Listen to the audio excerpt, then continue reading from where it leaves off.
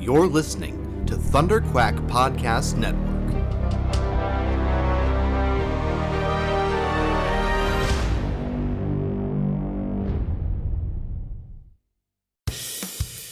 This is the Thunderquack Podcast, the official podcast of Thunderquack Podcast Network, where anything can happen. So strap yourselves in and hold on to your butts. It's Thunderquack time! Hello and welcome back to the Thunderquack Podcast, the official podcast of thunderquack.com. You can get it early every Tuesday at patreon.com/thunderquack, or you can wait and get it late on podcast services across the galaxy. I am one of your hosts, Michael Cohen. And I'm your other host, Amanda Conkin. And I'll start right now by saying, so we talked about how that intro has the little rhyme and whatnot last week, and I didn't really say it then. And when I was listening back to it when I was editing, I realized like I probably should have mentioned that intro is 100% riffed off of the Kind of Funny podcast intro, because they have a similar thing of like you get it early on Patreon or you can wait, and the getting it late thing is one of their gags. But here's the thing: back last May, almost a year ago, on May 4th, when the Kind of Funny crew was in Vancouver and I went to the meet and greet and hung out with them for a little bit, I talked to one of their guys, Tim Geddes, and said, like, you know, because he's kind of the brains of their operation, and like he kind of comes up with all of their schemes and how their Patreon works and all of that sort of thing. And I was saying like, hey, I have a podcast network. It's like kind of modeled after what you guys do, even though we launched in the same week back in 2015, but. I was saying to him like, hey, I love what you guys do, and I model some things, and we're gonna do a thing. We're basically gonna rip off some of your stuff. And he was like, dude, rip off whatever you want. He was like, that's the best way to do anything, is like just look and see, like, I like that thing, I'm gonna do that, but I'm gonna do it my way.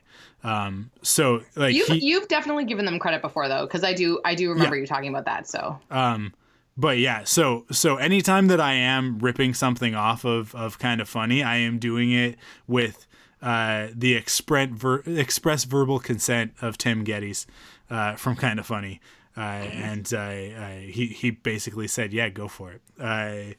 So I do just essentially rip off their intro there, but it's such a good intro that how can I not?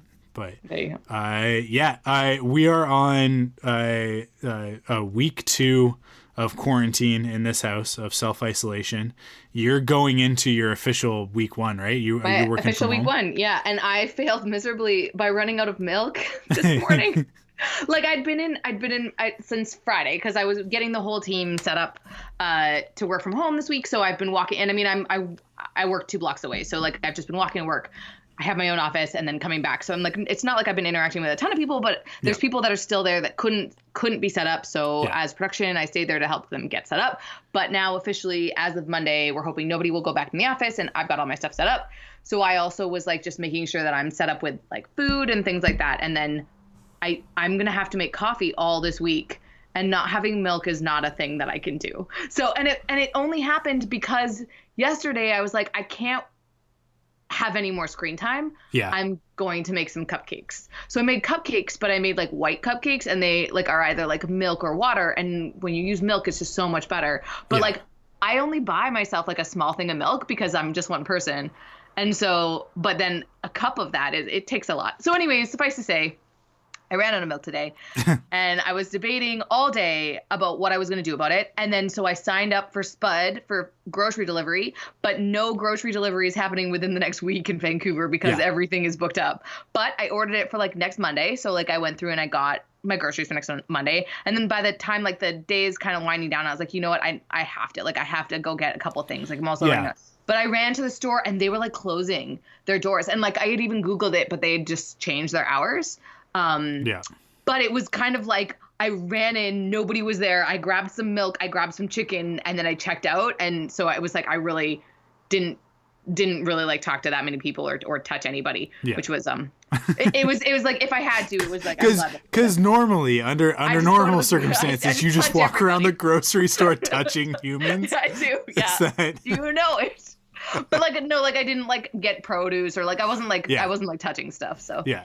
But I like anyways, but now I'm gonna see what I can do this week. I've decided that basically one day a week I'm gonna order like a bunch of food from someplace and then just like eat it. Like, cause I always do takeout anyways. So I might as well just do like I did Chinese food last week and then I ordered Indian food this week, but the Indian food isn't really sitting right with me. And I'm kind of like, oh man, maybe I won't be able to like eat the rest of this Indian food that I bought. But I kind of think I'll do that. So like it keeps me like, I'm just trying to like be like, how can I get a routine that's also like a little varied so that I can always like get something good and like reusable, like that lasts, but is like a little different. Cause I was going to get Chinese food again this week. Cause oh my God, I could eat Chinese food like all the time. I just love Chinese food.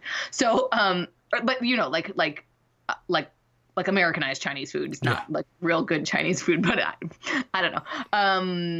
But it's really delicious. But I stopped myself and I was like, no, you got to try something different so that you can like have some variety in your life. But I mean, my life has changed very little.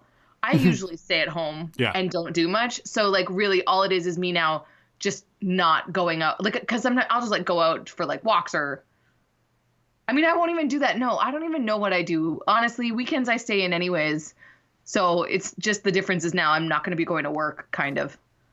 I self-isolate a lot in life anyways, but suffice to say, I have milk now. I'm drinking some tea.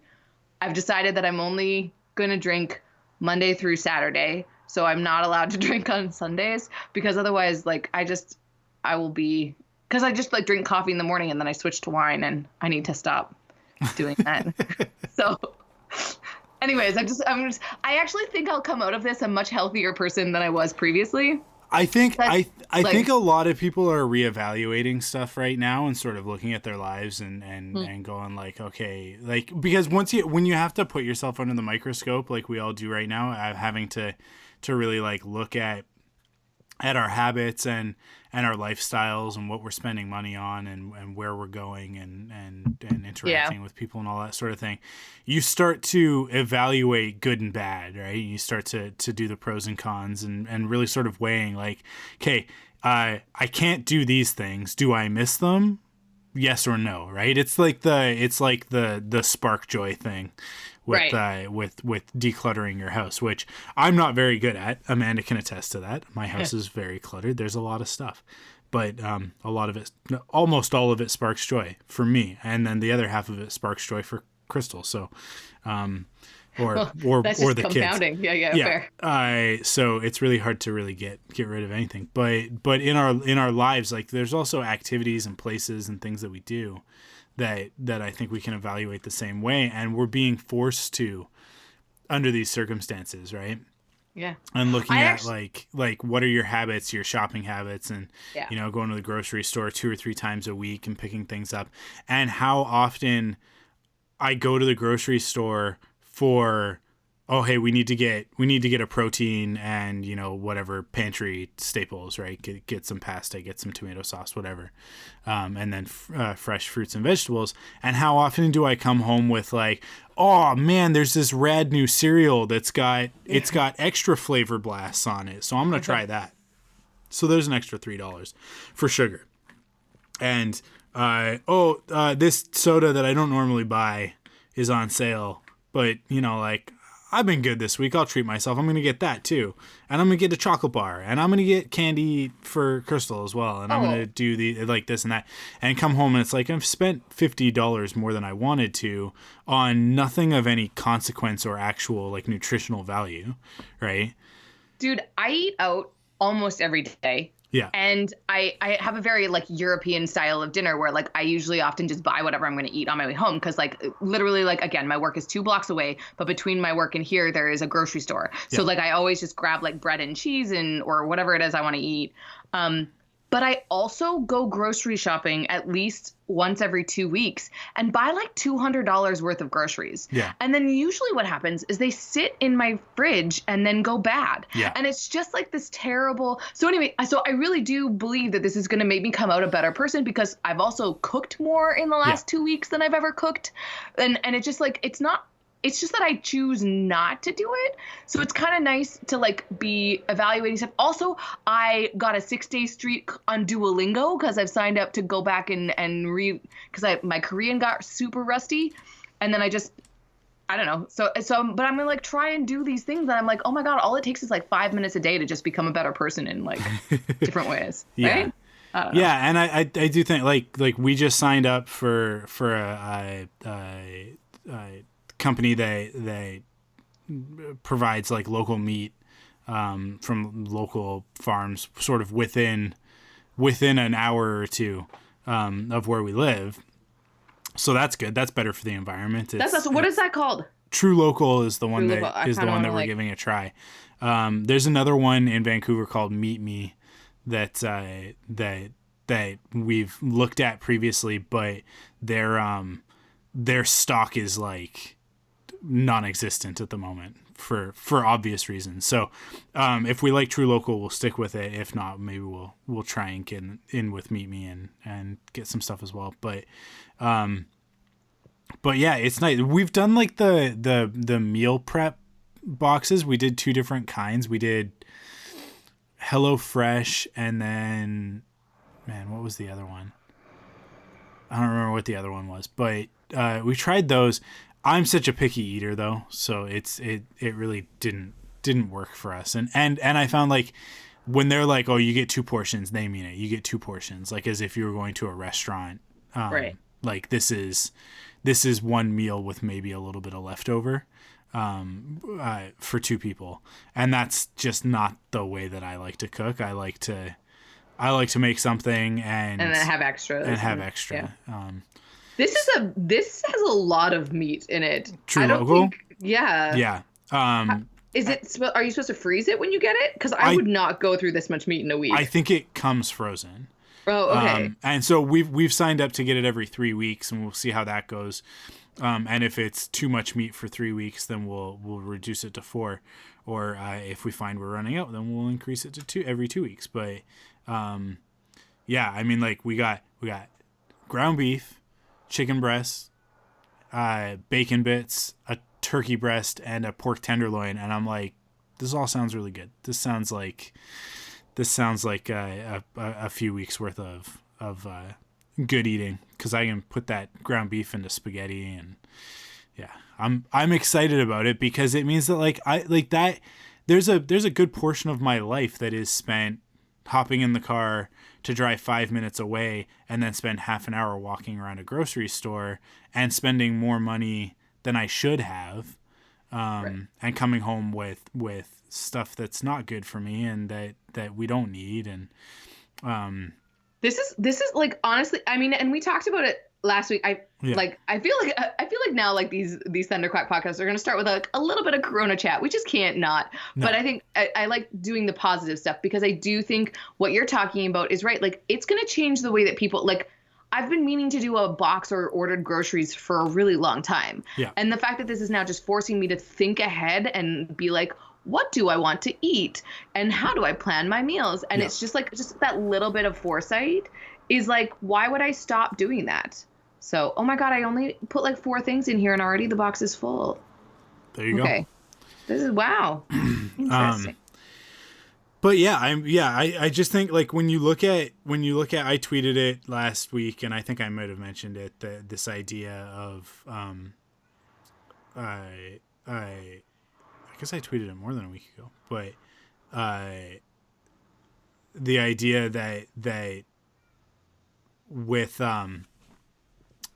everybody's sort of staying home and in quarantine, and particularly like with China and Italy and Iran on lockdown, right? Like the even more harsh version of it, particularly in Italy, where it's like, man, it's out of control in Italy. It's really sad. Scary, man. But, it's scary.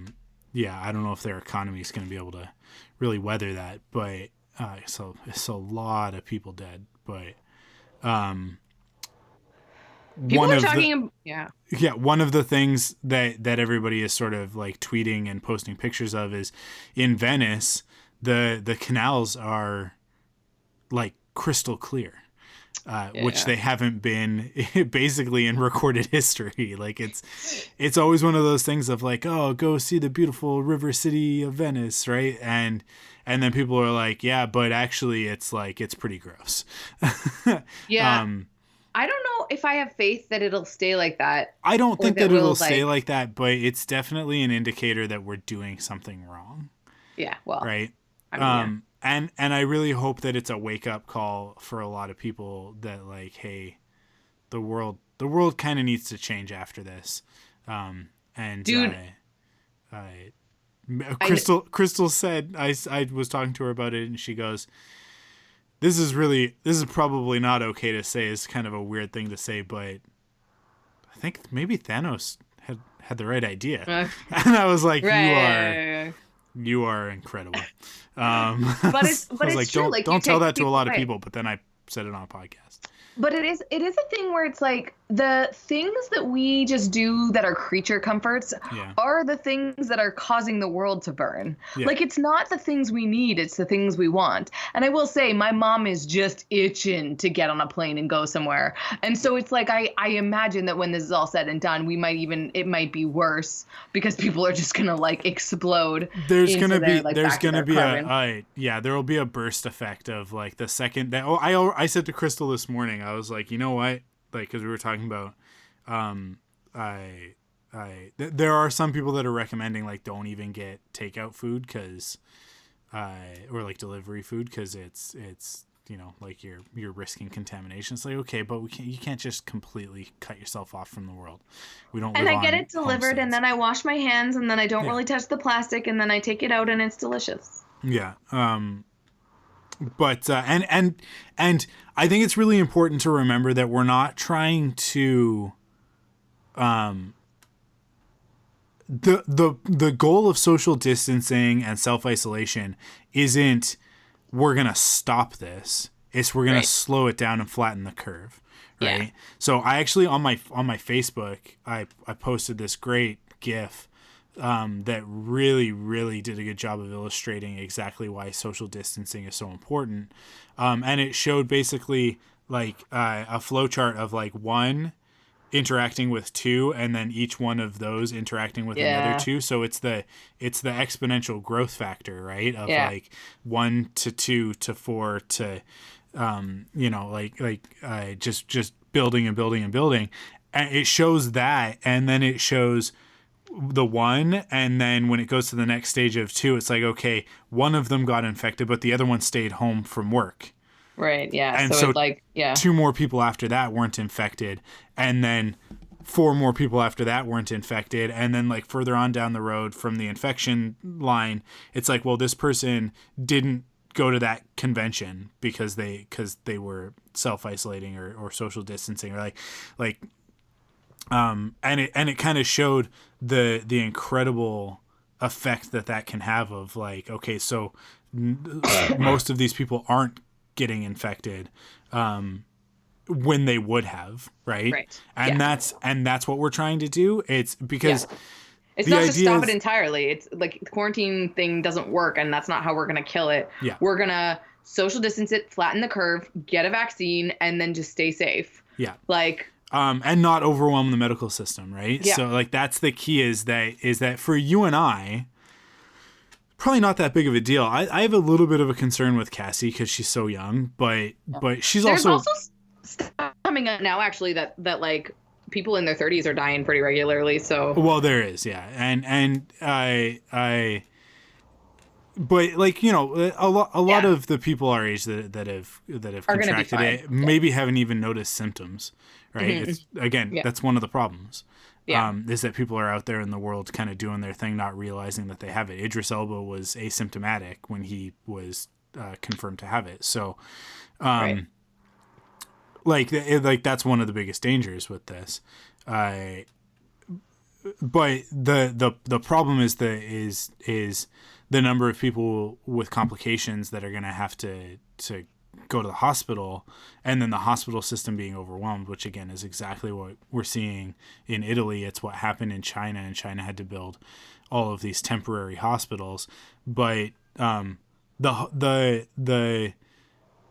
sun breaking on the other side of this is that China, over the last, I think, like 5 days, has had like a 1% increase of confirmed cases every day. It's been so minimal. They've got it under control, and they've closed their temporary hospitals, and their recovered are almost matching the number of confirmed cases. Right. I actually have I can bring up the numbers. Because this is positive. This is It shows that it's like that there is a progression. Right? The numbers are staggering, okay. and you get a little bit lost with it, but it is. Let me just refresh this page so that I'm getting the most up to date. Although by the time you guys hear this, it'll be either a day or 5 days late. But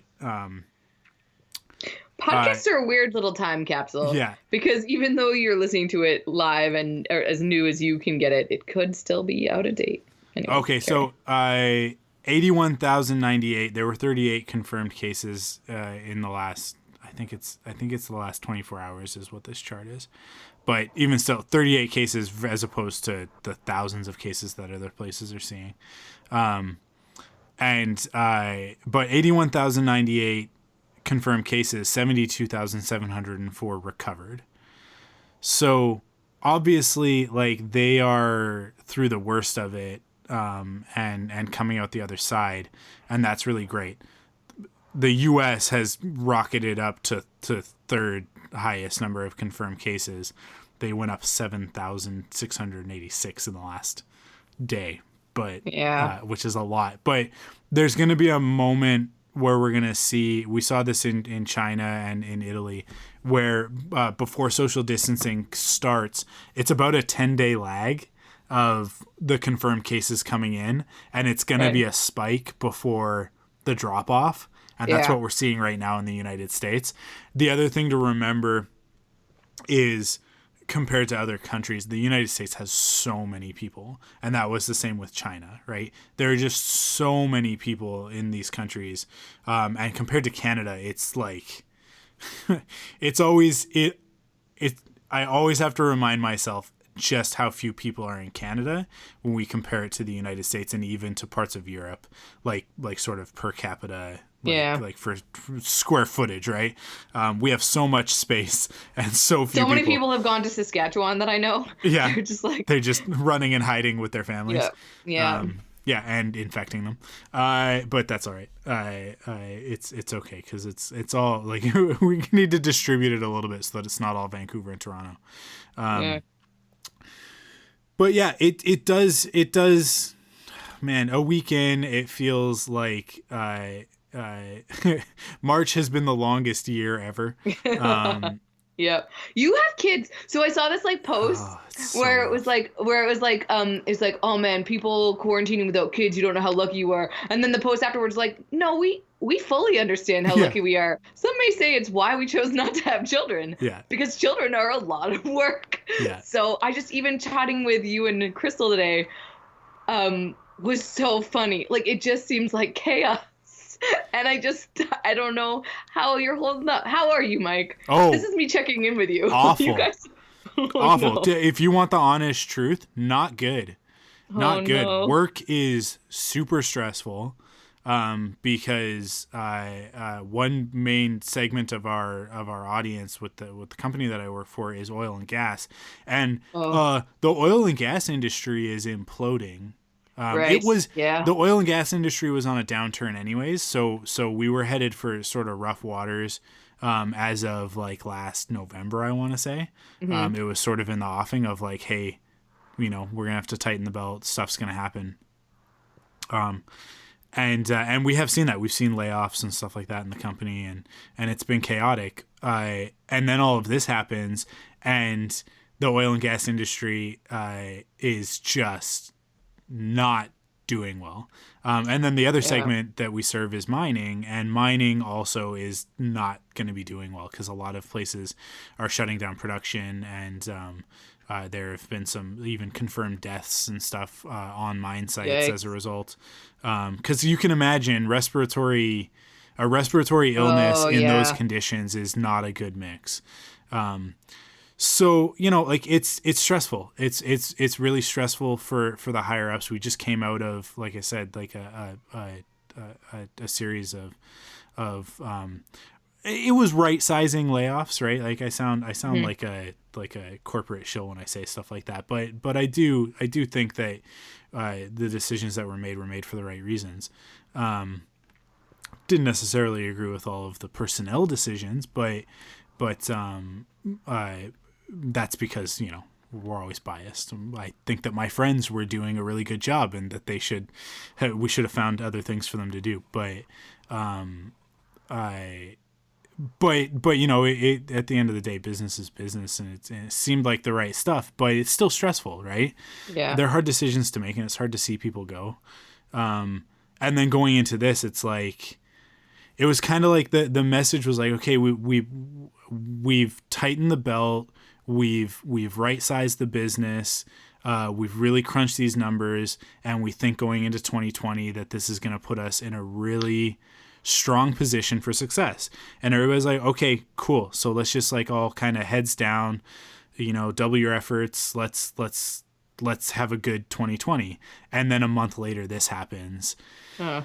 And so it's just everybody's pulling together. So there is a positive to it. There is a great side of it. But I think it's also like there's a lot of pressure, particularly on management of like, we got to make sure that we're bringing our A game. We got to make sure that we're hitting these deadlines and stuff like that. Business type stuff. And that trickles down to someone like me, and it's like, okay, so I'm feeling that pressure to perform, but here I am stuck at home with screaming kids and chaos, and I have to write copy for a website, and that's not easy to do. It's not easy to do at the best of times, because I wouldn't consider myself a writer. And content strategy is a new thing to me. So it's something that I do with Thunderquack, so I have experience, but we don't really take it very seriously, right? It's like everything around here, it's a hobby, and it's like it's not a full-on business.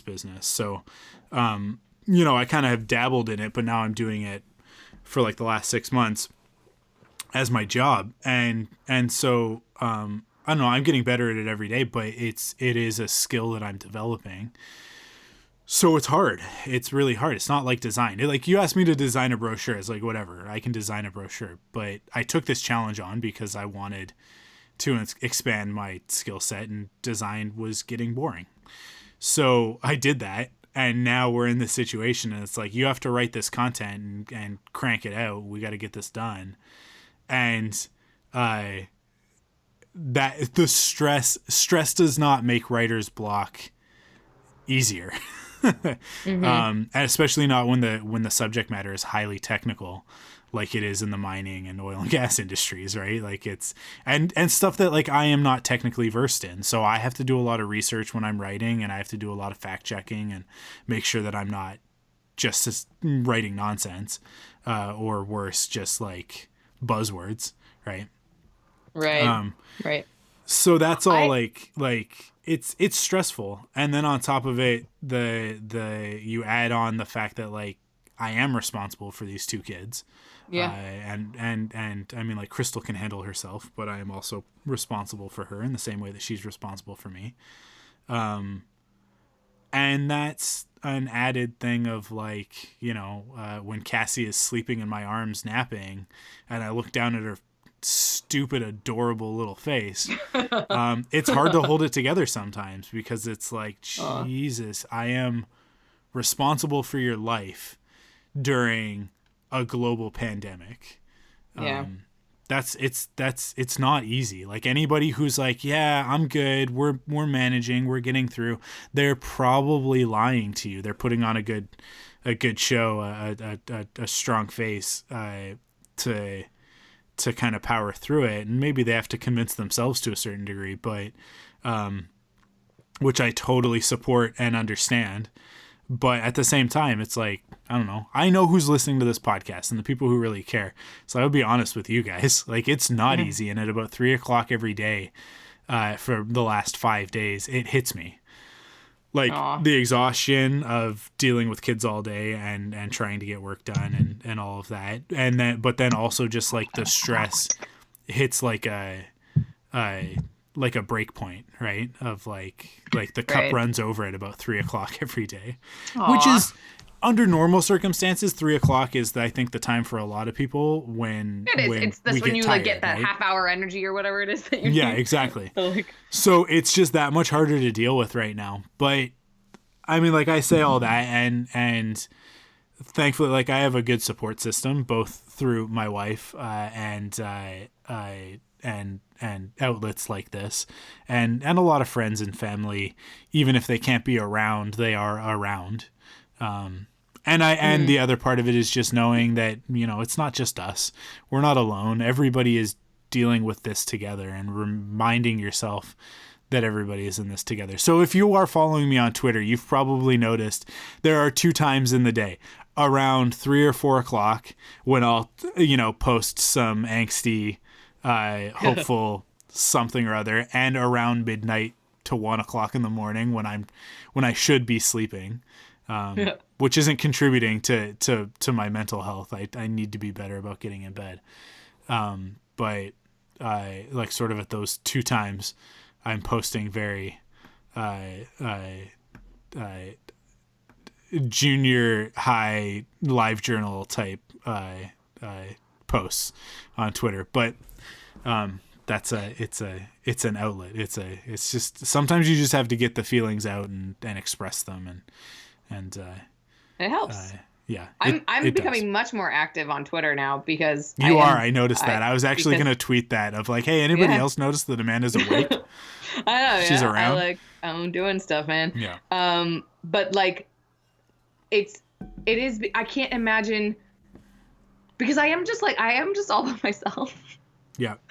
But it's kind of just like I realize that because I'm so used to it, there are certain things that I just do naturally. Like sometimes I do just like sit on my floor and listen to music, but it's become more frequent now. It's like I'm doing it like once a day where I have my like, it's like a sanity check like moment where I just kind of am like, I'm just gonna like lie here and not be on a screen, because I've now my like hashtag screen fried is my new like thing where it's just like there's so many screens all day every day, and I haven't even gotten into a full work from home week yet. But even Friday, when everybody at my work was basically screen based, like remote, and it was just me at the office, I was on Google Chats, like Google Hangouts, like the video calls all day, and I can only imagine what it's going to be like tomorrow. So, you know, everybody, it's just going to be a new world. I will say something that's real disheartening is that they are still building pipelines on like territory that doesn't belong to Canada. So that's fun that oil and gas just needs to wake up. Like why, like, I don't know. People are talking like this is what happens when you're not prepared for like alternative solutions. Like oil and gas isn't a sustainable thing. So we probably should have invested in other things. And I will say, mining, because there's a lot of like stuff that goes into technology and like, you know, batteries and all that stuff that's coming from stuff in mining. I feel like that industry probably has a bit more longevity, but like oil and gas, come on, you guys, like let's rewrite that. Or mining has a really exciting future, and this isn't just me saying it because I work for a company that is primarily mining, that I've worked for oh geez, what is it today? Is it so many years? It's the 22nd. Yeah. I think I've worked there for 8 years. No, is it? I think it was March. March 18th, I think. The future of mining is really cool. If we can manage to get there, because the future is extraterrestrial. It's mining asteroids and comets and Oh, other yeah, interstellar cool. bodies, and that is like, that's cool. That's rad. That is cool. Yeah, that's an industry that I want to be a part of. Let's just make sure we don't go to Avatar, because I'd like us to just only use hunks of rock that don't have sentient life. Yeah, well, and that's the thing. Yeah, that obviously, right? But it all depends on where the unobtainium is. Yeah, right. But yeah, so there is an exciting future there. Oil and gas, however, it's like, no, we can figure out better stuff. We can figure out better stuff than this. So yeah, I don't know, and I'm confident in that, and I try and push for that at work, because our oil and gas division is also, like, we call the energy division. So we also we have other stuff in renewables and emerging energy technology, but the focus is oil and gas, because that's sort of what was built on out of Alberta. But but yeah, I don't know. It's everything will be fine eventually, like, everybody's gonna get through this and come out the other side. But the world's going to be a different place, I think. It is. It's sort of been over on the Thunderquack quarantine zone, which we've been doing every Wednesday, Thursday, and Friday night, and we will continue to do until self-isolation ends. Which could be a couple months. But I mean, honestly, this week was great, and I think it's a big part of helping me deal with things, because I'm actually reconnecting with people that I haven't talked to in a little while. Yeah, Tyler was on the podcast on Friday, wasn't he? That's cool. Yeah, and it's making a point to, like, kind of hang out with and converse with some of my friends. So that's the whole point of podcasting for me. So that's been a positive, and it's really good. But that's been one of the sort of themes, is like, what are positive things? Yeah, and like, we'll get through it. We're gonna get through it. We're gonna see the other side of this. Say that, like, as much as, like, people we're getting through, and we are uniting to speak to some positive, like, things based on what we sort of started chatting about last week, was that movies are available on the Cineplex store that were recently in theaters. And I was so excited to be able to watch Emma on Friday and use my scene points. Like, I have a stupid amount of scene points right now, because I got, like, a Visa card that has scene points, and I just, like, have not had a chance to go to the movies in so long. And when I realized that you can just, like, rent movies using your scene points, it was just the best. So I watched Emma on Friday night, and then basically watched different variations of Emma all weekend, like, all of the different, like, iterations of that particular Jane Austen thing. And I will say, Clueless, I didn't rewatch Clueless, because I did just watch Clueless, like, a couple of weeks ago when I was in New York visiting my friend. But, like, Clueless is the best. And I don't know if people know that Clueless is Emma from Jane Austen. And it's so, like, every time I'm watching an Emma, like, an original, like, in the Austen time period version of Emma, I always am just like, man, they nailed the, like, modern version of this in Clueless so well, because it's just so tonally the same. And so it's just really, really interesting to see. Anyways, and then I watched, like, there's the people that did the Lizzie Bennet Diaries, like the Vlogbrothers, Hank Green and his offshoot company did a version of Emma called Emma Approved. That's a vlog. And then anyways, I just watched a lot of Emma this weekend, but it's cool that there is stuff that is available. And I couldn't find the Gwyneth Paltrow version of Emma on streaming services, because Amazon makes you get BritBox, and I didn't really want to invest in another streaming service. Oh, but thank you for reminding me that I have to cancel that. Yeah, there you go. Cancel some stuff. But I have DVDs that I forgot about, and I totally had it on DVD. So I straight up, like, watched a DVD. So, like, the versatility of, like, technology and entertainment is so cool that I, like, watched something that was brand new from theaters on Friday. I watched, like, a couple-year-old web series that's still available on YouTube, and then I watched, like, a DVD. Anyways, it's kind of interesting, and it also makes me think about, like, you're talking about your job and being, like, tied to these industries that might not be around, but I'm also worried, like, cartoons are a non-essential service, but at the same time, people need to be entertained. Yep. And I'm hoping that with all of the live action that is not able to continue, the one positive about being in animation is, like, if we can get stuff set up to be remote, we can continue to make some really awesome television shows for kids. So, and adults too, right? Like There's lots of animation for all ages. So anyways, I'm hoping that people do realize that there are still things that can get made, and people that, and like, I mean, I will say people are not canceling their streaming services anytime soon. Yeah. So I don't know. Here's hoping that is like, just the more that we look towards this, the more like when we come out of this on the other side, what the movie and television industry is going to be like, because there is going to be a bump. And one thing that you were saying that is really like a super bummer is like we were unsure beforehand if Green Arrow and the Canaries would get picked up. And now in this realm of like insane uncertainty, it's just looking way less likely, to the point where we would probably not bet on it, which is like really devastating. But once it all rights itself, like there's got to be something. Even sports, I didn't even realize this, like that, because I'm not really a sports person, but how much stuff sucked in terms of sports. And the Olympics aren't being canceled yet, but Canada today officially announced that Team Canada will not participate in the Olympics if it still happens this summer. And I think Australia is with Canada as well, really trying to push for it to be pushed a year.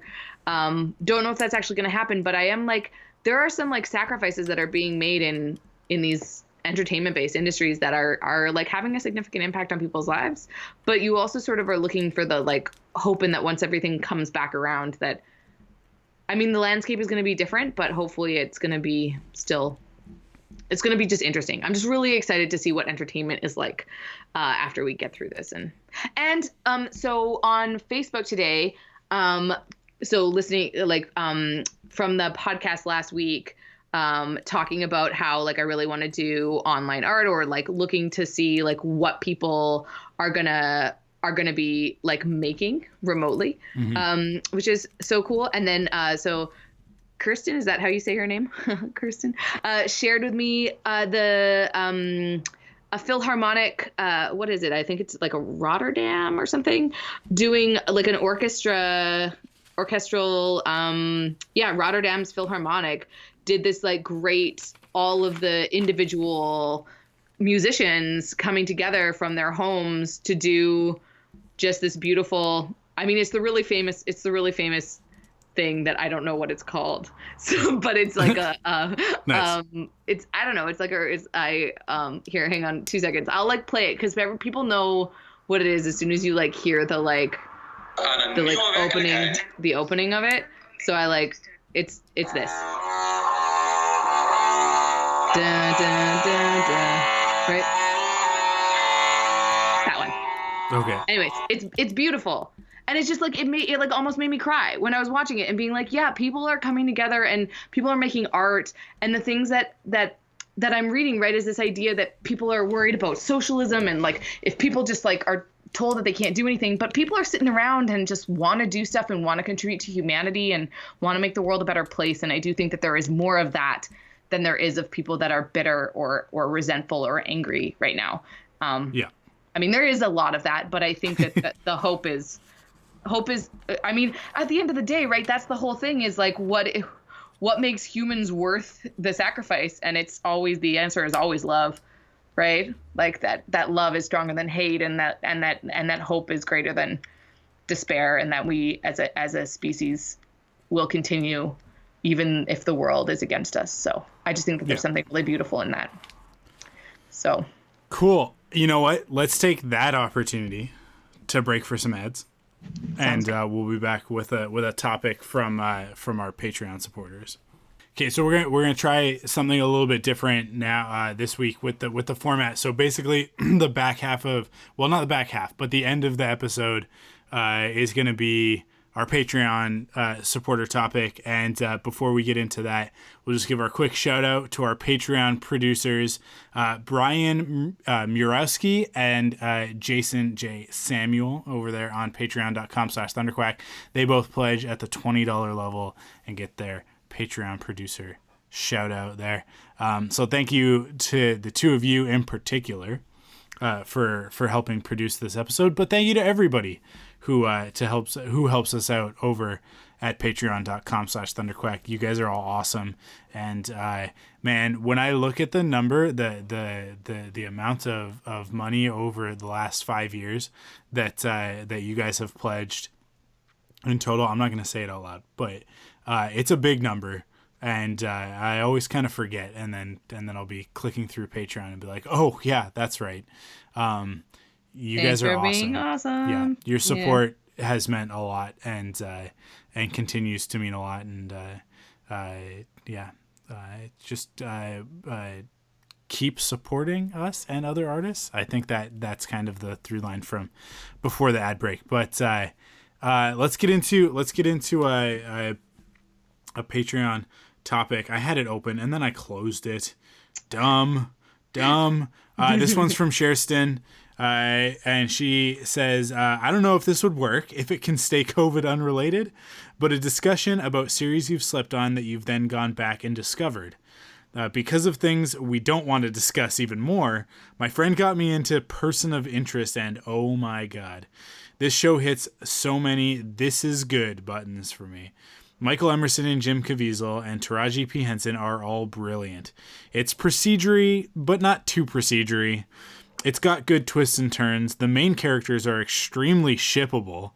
And then a little smiley emoticon. Actually, emoji? No, emoticon. It's an emoticon when it's text, right? Yeah. So do you two have anything like that? Something you've gotten into long after it's gone? You go first, Amanda. Do you have anything that you got into well after the fact? Oh, I mean, I'm sure that is the case, and I know that there was like there's a bunch of stuff that I started watching. Maybe not well after it was gone, but it had been gone, and then I like started watching it. Like I think I got into Gossip Girl after it was already done, and I got into like some of those like major like CWE shows. Yeah. But I can't think of anything off the top of my head that was like, well, I mean, aside from all the Korean dramas I watch way after they are done, except for like, honestly, it was rare that I think there's been one that I watched as it was airing. Otherwise I like just wait till everything's done and then I go in and watch it.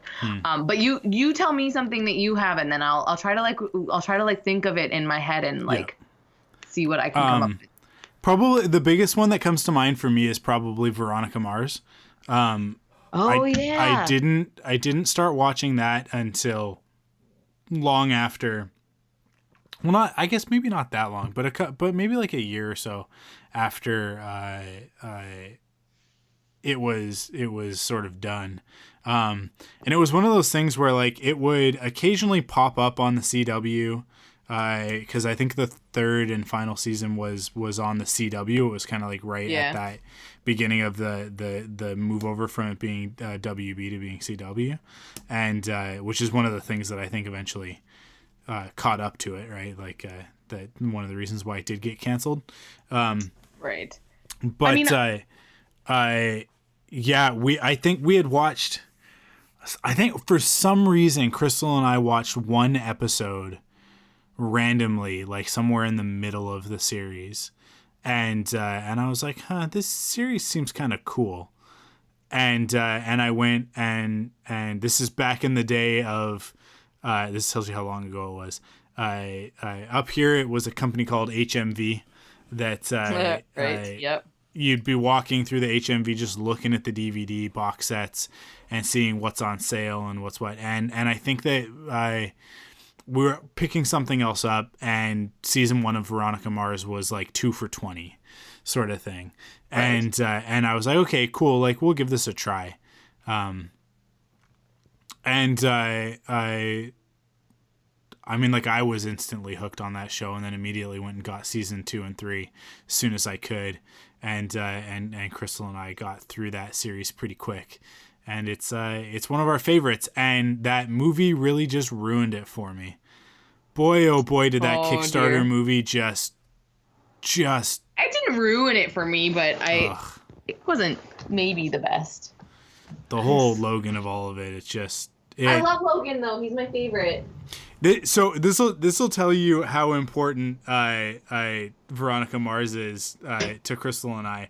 As I sit here recording this episode and just brought that up, she just forwarded me a post from Kristen Bell. Right, yeah. Yeah, so Crystal is probably one of the biggest Kristen Bell fans that you'll find. She's a bit obsessed. I think if you had to pick like one of her number one TV movie star actor type people, it would be Kristen Bell. I think she's pretty high up there. So yeah, Veronica Mars was a big one. And the other one that I will say is Arrested Development. I didn't start watching Arrested Development until after it had been canceled. And I caught, man, I'm trying to remember again. This will tell you how long ago it was. TiVo was a thing. Oh, right. Yep. Mm-hmm. And TiVo was particularly not a thing in Canada unless you went out of your way to do it. It was you had to jump through some hoops in order to get TiVo sorted out. I had a TiVo because I love TV so much and wanted a PVR before they were readily available in Canada. And my TiVo kept recommending Arrested Development. It kept going, hey, really think you'd dig this show. And it kept just recording episodes for me. So I eventually watched a couple, and I can remember the first time I watched it, I was like, I don't think I like this show. But then the more it recommended it, the more I was like, okay, fine, I'll give it a go. And once Netflix was a thing, and actually no, I think before Netflix was a thing, I went out and I bought all the DVDs of that.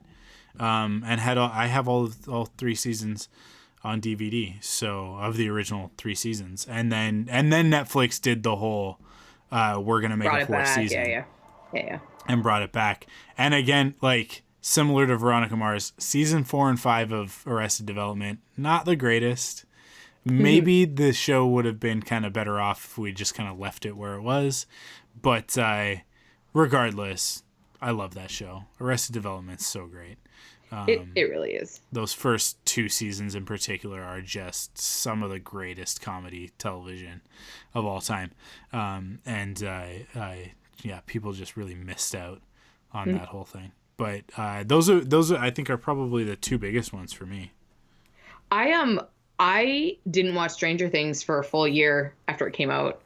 To the point where it was ridiculous. People were just talking about Stranger Things consistently, and I remember was trying to convince you, and I think you could probably go back to old episodes of Quiver where I'm like, you really need to watch Stranger Things. Look, I'll tell you, it's not one of mine, but I will tell you that it is a very noticeable one since Disney Plus launched that a lot of people slept on and are now realizing is one of the greatest TV shows of all time, and that's Star Wars, The Clone Wars, and then by extension Star Wars Rebels. Star Wars Rebels, my favorite Star Wars anything ever. Yeah. So that tells you how I feel about those shows. But there's a lot of people who've been discovering Star Wars, Lucasfilm Animation, the Dave Filoni stuff, since The Mandalorian came out. And I can't recommend those highly enough. The Clone Wars, where it's at now in the final season that's currently airing, it's unbelievable. We watched the most recent episode on Friday morning, Cara and I, and when it was done, I asked her what she wanted to watch, and she was like, I want to watch more Star Wars. Can we watch more of that? And I was like, well, that's the most recent episode, but you haven't seen the beginning. So we went back and we watched the movie, and wow, it's been over a decade. It's been 11 years since the movie came out, and what a difference in animation quality and the writing and the score, everything. It's where it's at now is incredible compared to where it started, and but watching the movie again, I was like, it's been a long time since I've watched it. It's good. It's still pretty dang good. The animation is still better than a lot of computer animated stuff that's coming out today.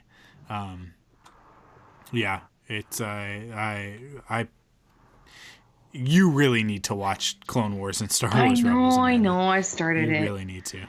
But I'm behind on a lot of stuff. I've now I thought of a bunch of stuff that I very rarely watch stuff as it comes out, but I do remember getting into West Wing well after it was done, and then just binging it just for a few. I think I binged it right up until I think there was a point where Aaron Sorkin left, And I want to say it might have been like a 9/11 episode or something like that, where I sort of like dropped off and like so I haven't finished West Wing, but I remember binging it hard.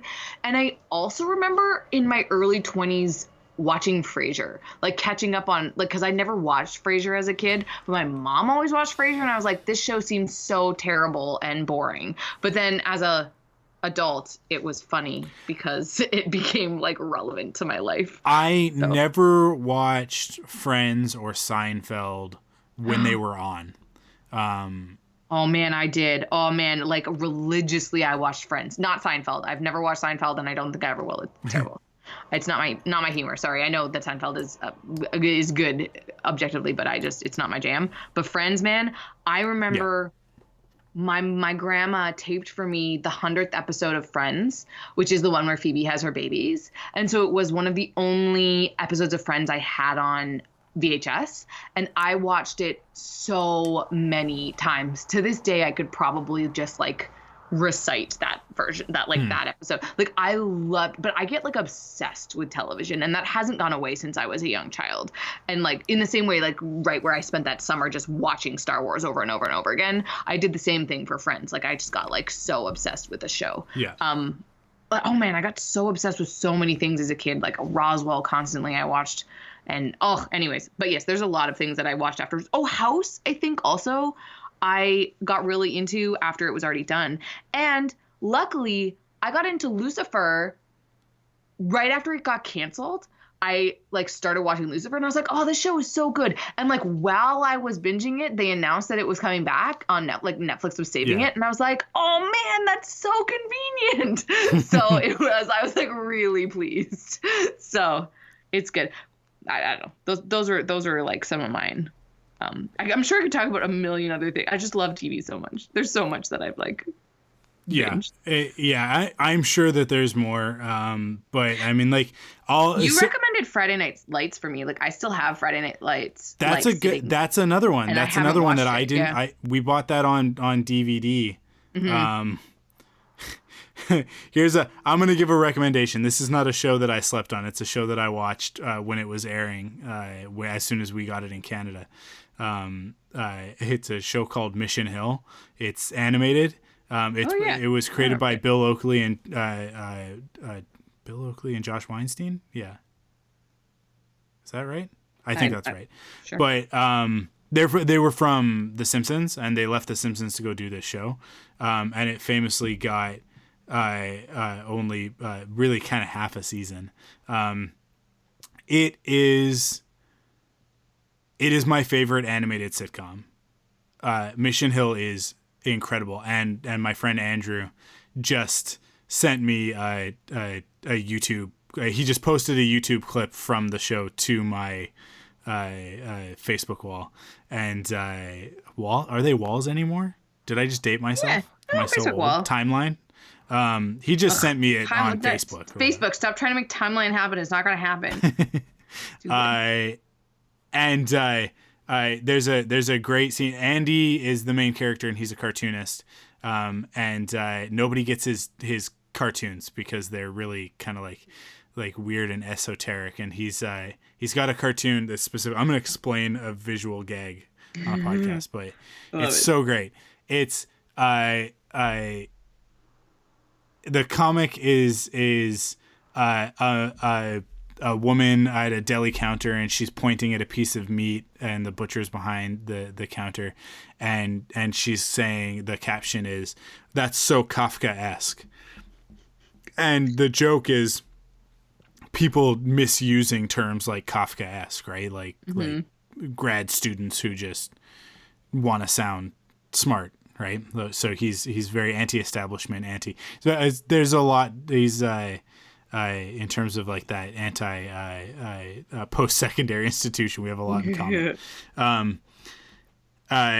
And his brother Kevin, who is not that type of person, who is much more of like a computer nerd type of geek, your more classic nerdy geek type of guy.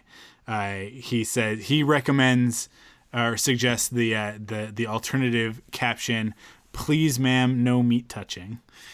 And it's just like it could not be further from it. And it's a classic Mission Hill joke for about 5 people that get it and think it's funny. And Andrew sent this to me and said, more relevant than ever. Please, no meat touching. No meat touching. And it's funny. It's good stuff. That's good. Mission Hill, it's going to be hard to find, except for the fact that you can find it illegally on YouTube, because it was produced by MTV back in this era when MTV was trying to get into doing a bunch of original content. And they did this with a bunch of shows. Sorry? Does MTV exist still? Yes. Okay. But God knows what it is at this point. The last time I checked in with Carson Daly MTV, was hosting a show. It was all the like Snookies and the jerseys and the shores and whatnot. Jersey Shore was on MTV. Interesting. Yeah. It was all that stuff, and then like Teen Wolf, that awful thing that should not have been called Teen Wolf. But yeah, there's this era where they produced a whole bunch of original animated content, and Mission Hill was part of that. Clone High was part of that. Undergrads, all 3. Clone High and Undergrad, so good. Both Great of those shows are so good. All 3 of these shows were incredible and had small cult followings, but then were brought to Canada by a company called Teletoon, and basically programmed into like an evening block of like, altogether, here's an episode of Undergrads, an episode of Mission Hill, and an episode of Clone High. And I think like the Oblongs was in there as well, which was Will Ferrell. Oh, I remember that. And there was a few other shows. I have an Undergrad story when you're done. Yeah, it turned those shows into like these cult hits, into like part of Canadian teenage culture. In the like ingrained. The late 90s, early 2000s. It's like these shows were like topic of conversation at school the next day, even though I think at that point they were old. They had already aired. But no, it's totally. So it's not like really a story, but like just Good Charlotte, The Click was the theme song for Undergrads. And I remember like, back in the days when you would burn your own CDs and stuff. And so I had a CDs. I actually probably still have it. I still have the CD, I'm sure of it, where I had the version of The Click by Good Charlotte that had a break in the middle of it where it had lines from the show. Yeah. So like the 4 main guys like said a line. And so every time I sing that song, I expect the break to come and do the voices of the characters.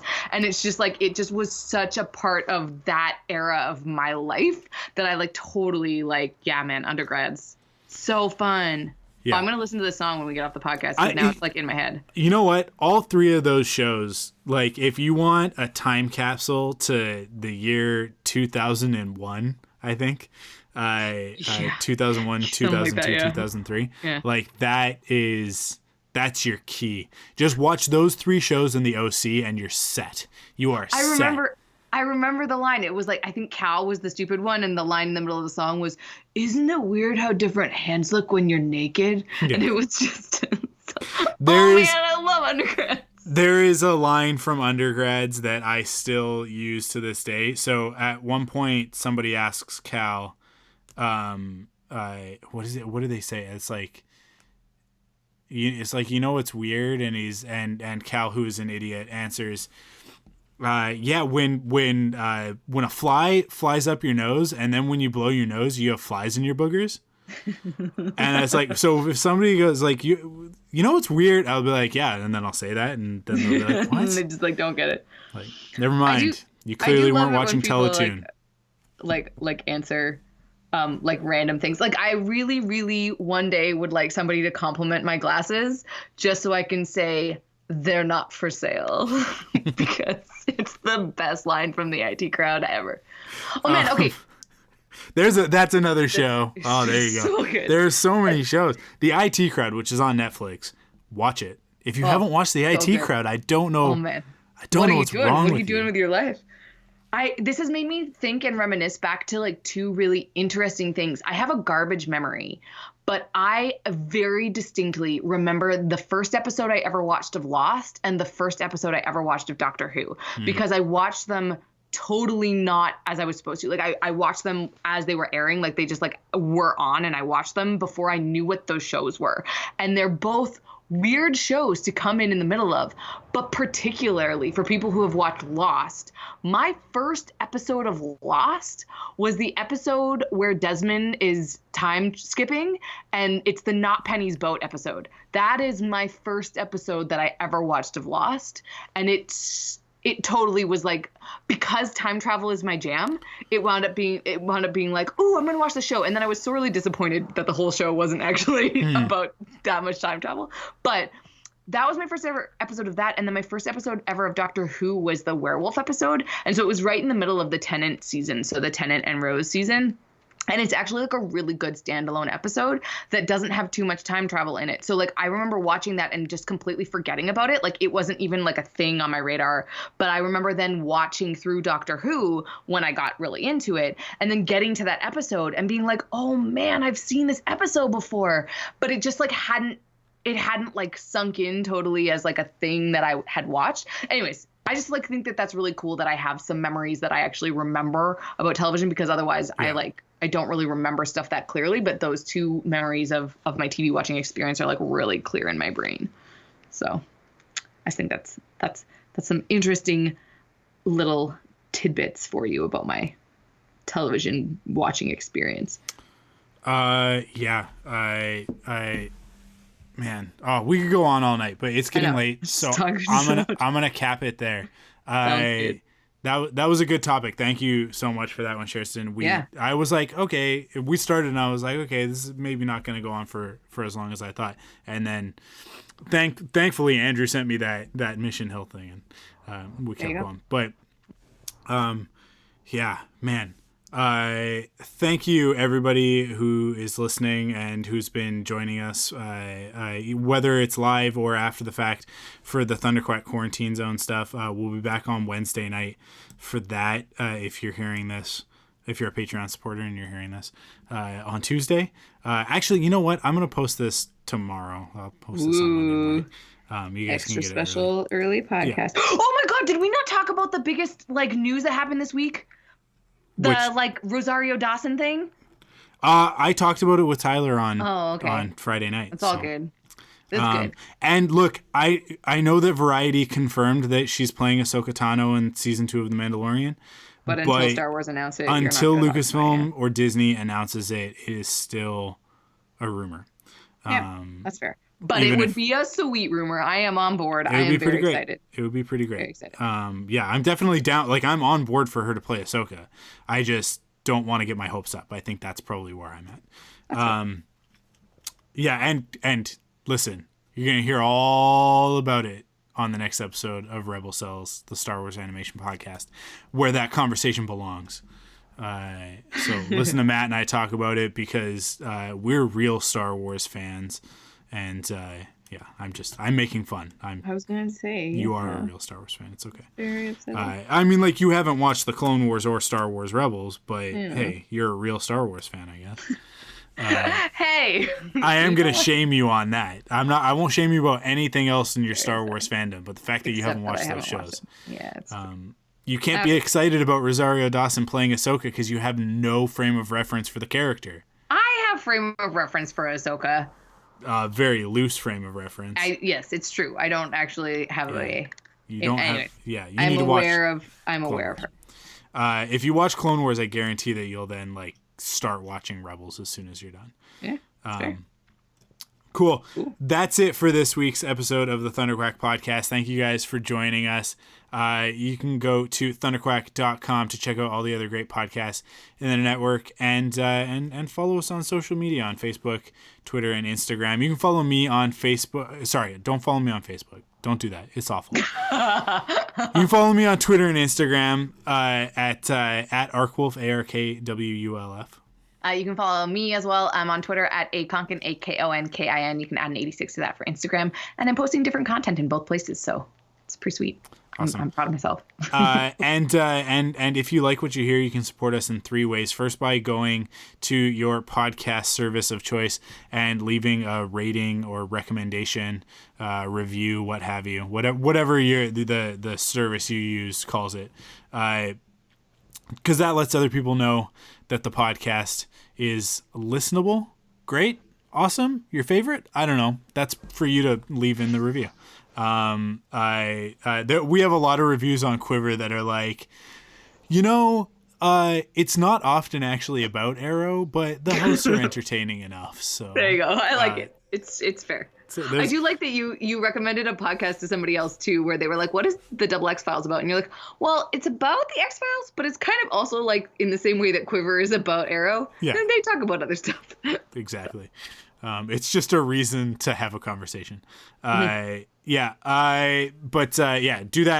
Leave your rating and reviews on your podcast services of choice. And second, you can go to store.thunderquack.com and pick up some merchandise. And last but not least, you go to patreon.com/thunderquack and kick in with your monthly pledge of support and get cool extras like the Thunderquack podcast Uncut, where Amanda and I talk a lot about Lego for half an hour, basically. Almost half an hour we talk about Lego. And I actually built a Lego set on the podcast, so which is great for an audio medium. Sorry, go ahead. No, I'm just saying that I'm very excited that I've now thought of how I would like to end the Thunderquack podcasts. Oh, you have a sign off. I do, and I'm stealing it from my elementary school math teacher. At least I'm pretty sure it was my elementary school math teacher, or else it was my high school lit teacher. One of the two. She was a very kind lady, both of them. Okay. So when we're done, well, just the last sentence. I'm going to add 3 sentences before it that are all my own, and they have to do with, well, they're not my own. They're coronavirus related. But then the last sentence is going to be from my. Okay. Sorry. Well, then I will wrap it up and say thank you guys for listening, and we will catch you next week. Cool. So stay safe. Don't be a racist. Wash your hands and be kind to one another.